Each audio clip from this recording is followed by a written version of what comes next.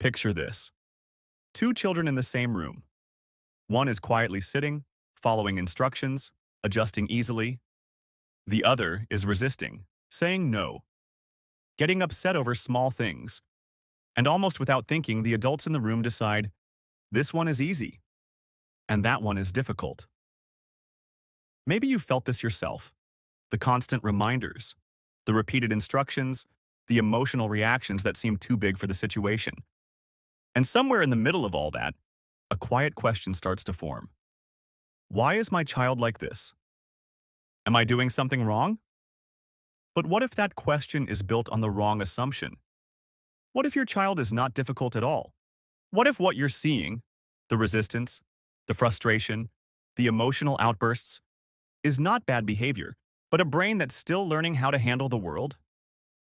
Because here's something most parents don't realize. Two children can experience the same moment and feel it completely differently. One adapts quickly, the other gets overwhelmed, one moves on, the other struggles. Not because one is better, but because their brains are wired differently. And once you see that, the idea of a difficult child starts to fall apart. In this video, you're going to see your child in a completely different way. Not as a problem to fix, but as a developing mind. Trying to make sense of a world that sometimes feels like too much. Let's make this simple and clear. What you've been calling difficult behavior is very often something else entirely. When your child doesn't listen, it doesn't always mean they're ignoring you. It can mean their brain is overwhelmed and can't process another instruction. When your child has a meltdown over something small, it doesn't mean they're overreacting. It means something inside them has crossed a limit they don't yet understand. And when your child says no to everything, it's not always defiance. It's often a child trying to feel some control in a world where they have very little. See the difference? Same behavior, completely different meaning. And this is where everything starts to change. Because if you see behavior as something your child is doing to you, you react with control, frustration, pressure. But if you start seeing behavior as something your child is experiencing internally, your response shifts. You slow down, you observe more, you react less. And most importantly, you stop asking, how do I fix this behavior? And start asking, what is my child's brain trying to handle right now? Because here's the truth most people miss. This is not misbehavior. This is a nervous system that doesn't yet know how to regulate itself. And once you understand that, you don't just change your child's behavior, you change the entire dynamic between you and your child. Now here's where most parents get stuck. We see the behavior, but we don't see what's behind it. We hear the no.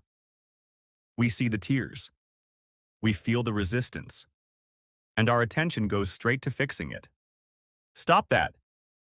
Calm down. Why are you doing this? But behavior is only the surface. It's the final output. What you're not seeing is everything that led up to that moment. The buildup, the small signals, the shift in your child's body before the reaction even started. Because most of the time, behavior doesn't come out of nowhere. It builds quietly. A child gets a little overwhelmed, then a little more, then a little more, until something small happens, and it all spills out at once. And from the outside, it looks sudden. But from the inside, it's been building for minutes, sometimes even longer. That's why the reaction feels too big for the situation. Because it's not about that moment alone. It's everything that came before it. And once you start seeing this, you stop reacting only to the behavior and start paying attention to the pattern. Because the behavior is visible, but the cause is hidden in how your child is experiencing the world at that moment. And that's the shift that changes everything. Brain insight. To really understand your child's behavior, you need to understand what their brain is capable of right now. Because a child's brain is not a smaller version of yours. It's a developing one. The part of the brain that handles logic, self-control, and calming down is still under construction. But the emotional part of the brain? That part is already active, very active. So what happens is this. Your child feels things quickly and intensely, but they don't yet have the ability to slow those feelings down. There's no pause. No internal voice saying, "It's okay, I can handle this." No ability to step back and regulate. So when something doesn't go the way they expected, their emotional brain takes over. And when that happens, their thinking brain steps aside. In that moment, your child can't understand long explanations, control their reactions, or calm themselves down. Not because they don't want to, but because they can't yet. This is why logic doesn't work in emotional moments. This is why repeating instructions doesn't work. And this is why punishment often makes things worse. Because you're trying to control behavior when the real issue is regulation. And here's the part that changes everything. Some children feel this intensity more than others. Their brain registers more input, more noise, more change, more emotion. So they reach that overwhelmed state faster. Not because they're difficult, but because they experience the world more intensely. They feel more than they can handle and control less than you expect. And once you understand that, you stop asking, "Why is my child like this?" and start asking something much more useful. What is my child's brain trying to process right now? The label problem. Now here's something subtle but powerful.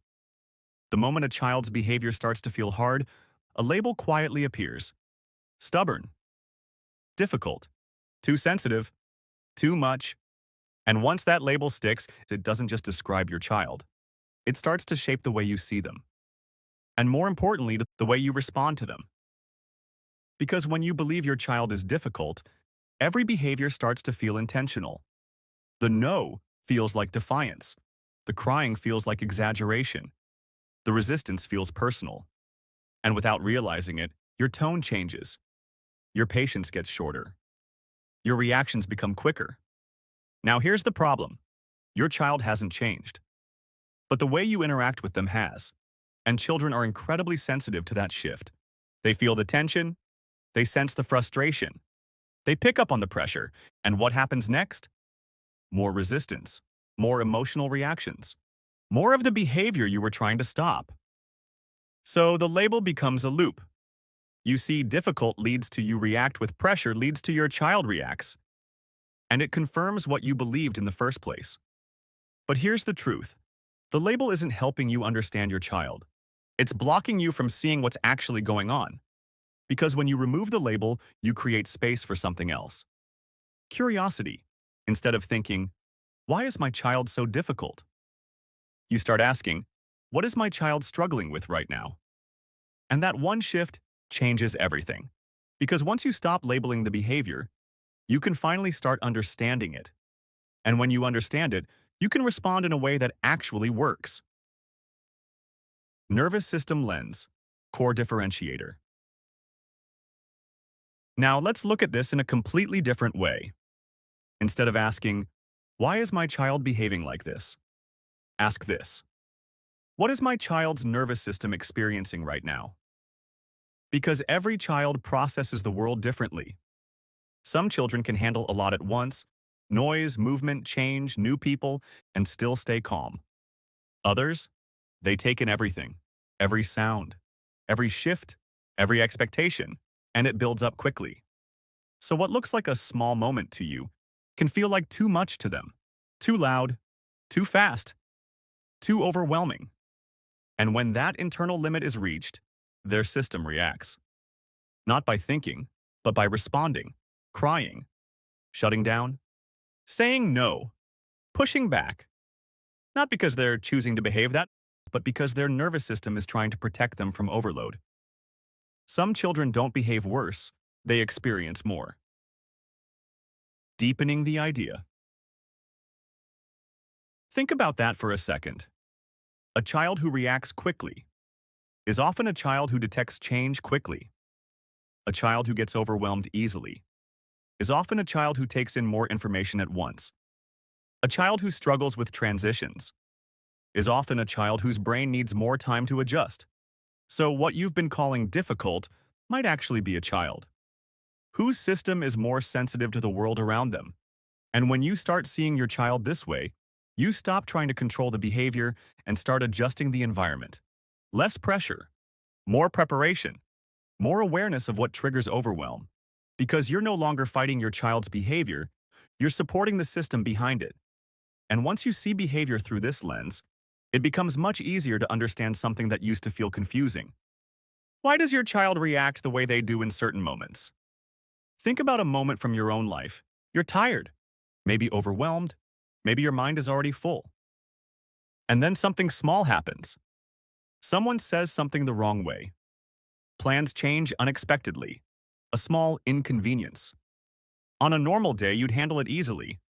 But at that moment, it feels like too much. Your reaction is bigger than the situation. Not because you're being dramatic, but because your system is already overloaded. Now imagine this. Imagine you didn't have the ability to pause and calm yourself down. No deep breath. No internal voice saying, "It's okay." No way to step back and think clearly. And on top of that, you don't have the words to explain what you're feeling. All you can do, react. That's your child. Their system fills up faster. Their tolerance is lower. And their ability to regulate is still developing. So when something small pushes them over the edge, it doesn't feel small to them. It feels overwhelming. And because they can't process it the way you can, it comes out instantly and intensely. So when your child reacts in a big way, it's not a character problem. It's a capacity problem. And once you understand that, you stop asking, "How do I stop this behavior?" and start asking, "What is my child needing at this moment?" So let's bring this together. What you've been calling difficult behavior is not your child working against you. It's your child struggling with something inside they don't yet know how to manage. The no is not defiance. It's a need for control. The meltdown is not manipulation. It's an emotional overload. The clinginess is not a weakness. It's a need for safety. And when you start seeing these moments differently, your response changes. You become calmer, more patient, more aware of what your child actually needs. Not perfect, but more intentional. Because your child doesn't need you to control them. They need you to understand them. They need someone who can stay steady when they feel overwhelmed. Someone who can guide them until they learn to guide themselves. You're not raising a difficult child. You're raising a developing brain that needs support, not judgment. If this changes the way you see your child, follow for more real parenting insights that actually help in everyday life.